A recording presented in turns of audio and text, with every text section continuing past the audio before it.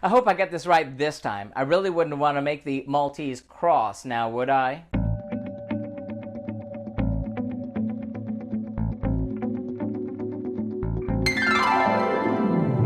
And welcome back to Cliffyland. This is week in country number 108 on our second attempt of cooking the food of every single country in the world. And tonight we're up to the nation of Malta. Malta, or the Republic of Malta, is located in an archipelago which is just about in the center of the Mediterranean, south of Sicily and north of Libya. It has a fascinating history that has been trod upon or conquered by just about every people group that has ever tried to control the Mediterranean in any kind of way.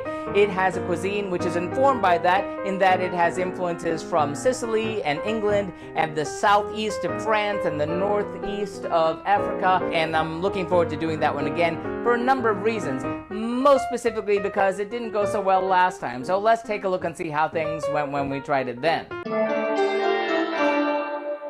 Well, 4 years ago on the Global Cooking Challenge, I was super excited to get to cook the food of Malta because I've sort of been fascinated by Malta ever since I was a little kid. I don't know, I have a thing about small island nations.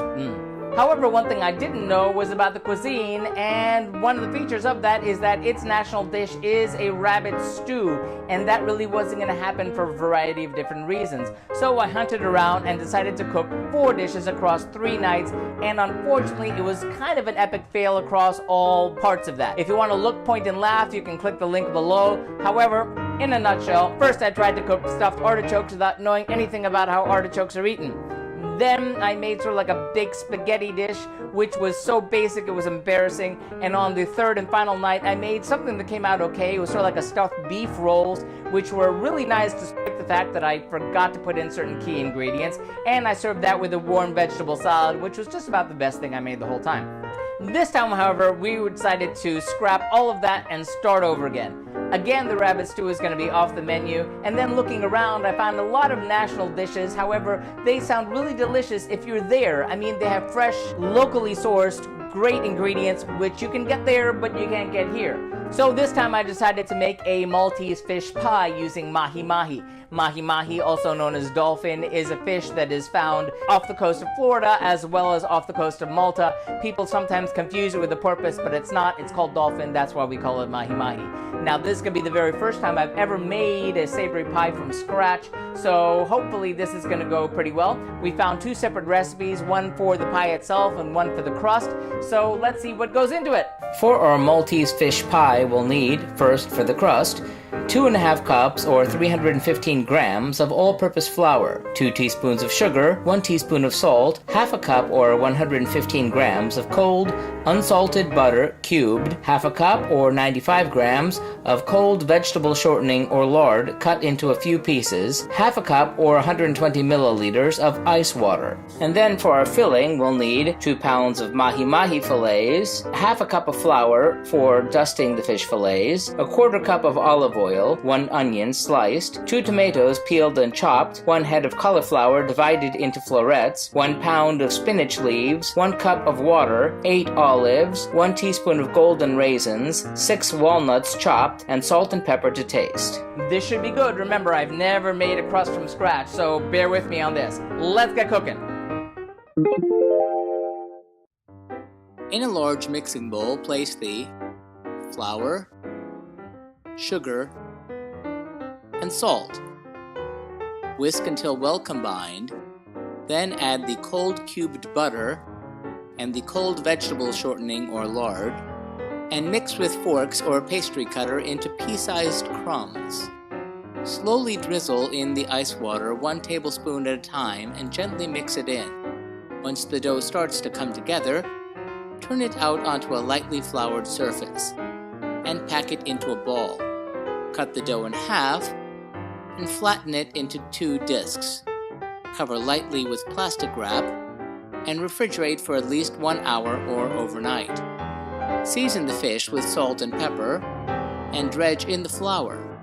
Heat the olive oil in a large skillet and pan fry the fillets until brown but not overcooked. Remove from the skillet and set aside on a plate. Add more olive oil to the pan if needed.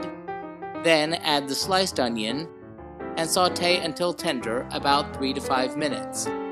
Then add the tomato and saute for 1 to 2 minutes. Then add spinach and the cauliflower florets and cover tightly and cook until the vegetables are just tender. Saute for 2 minutes more, then add salt and pepper to taste. Add a cup of water and cover. Remove the skin from the fish and set it aside. Meanwhile, simmer until the cauliflower florets are fork tender. Remove it from the heat, then add the olives, golden raisins, and walnuts. Taste and adjust seasoning as needed.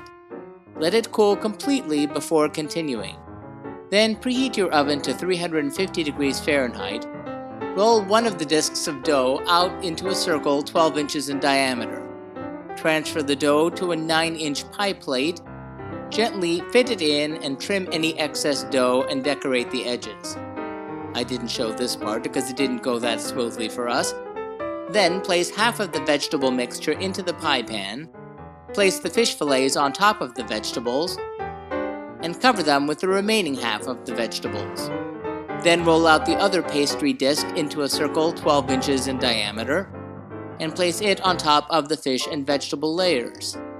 Vent the top layer and crimp the edges together. Optionally, brush with a beaten egg. Place the pie in the middle rack of the oven and bake for 30 minutes or until the crust is golden brown.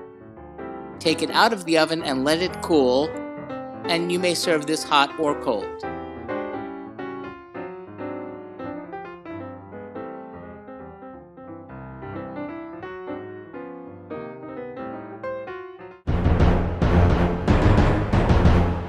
How did that turn out? Well, it was pretty decent, I have to say. First off, that crust, though, was something to write home about because it was so buttery and delicious. It reminded me of all those great chicken pot pies growing up, so I love that.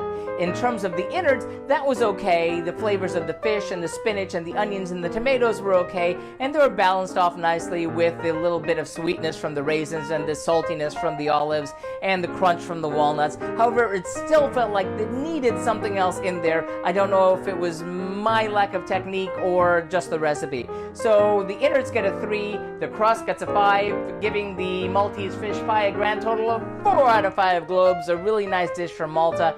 Yay! So that is it for Europe this time, but we're going to stay in the islands for the very last time. We're going to be cooking in this here kitchen before we take a break when we have the food of the Marshall Islands. See you then!